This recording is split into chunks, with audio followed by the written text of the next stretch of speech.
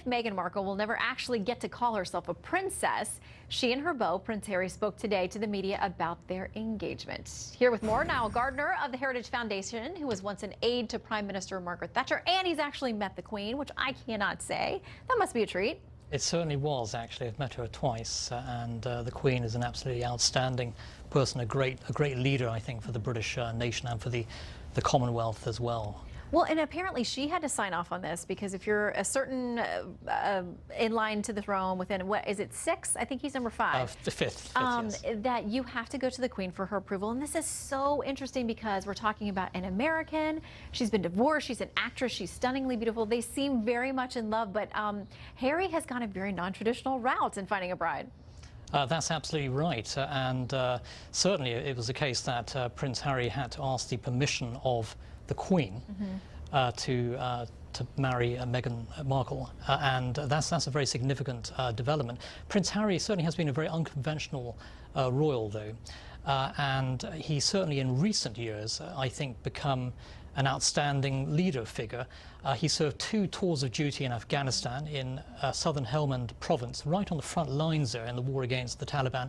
He's been a tremendous figure in support of veterans charities, including the Walking with the Wounded charity. He was the founder of the Invictus Games. And so Prince Harry's popularity of the British public has absolutely soared in recent years. And he is really seen today as a born leader. So I think there's tremendous celebration in the UK over today's announcement. And apparently a lot of broken hearts now that's official. And he apparently is, moving forward with an American, which makes us, listen, we're all a little bit interested in this. Not everybody, but a lot of us around here, we like to watch the royals. We think it's interesting. But then when an American's involved and she'll become, I think, a duchess, it's a lot of fun to watch. And both of them talked today. I want to play a little bit of what Meghan had to say about the Queen. It's incredible. I think, to be able to meet her through his lens, not just with his honor and respect for her as the monarch, but the love that he has for her as his grandmother.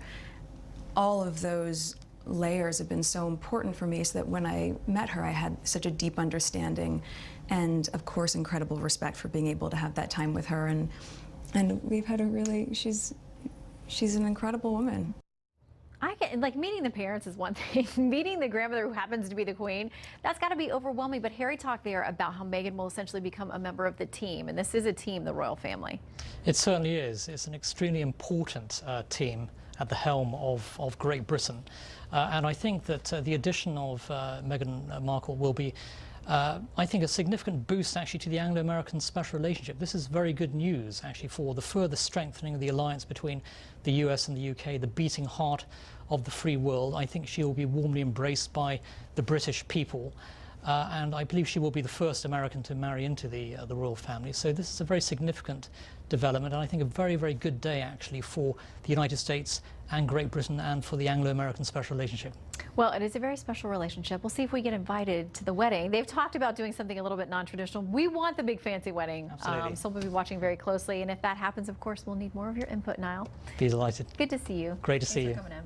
All right, it is the most wonderful time of the year in Washington, especially for a special group of children who were the very first lady's guests at the White House today.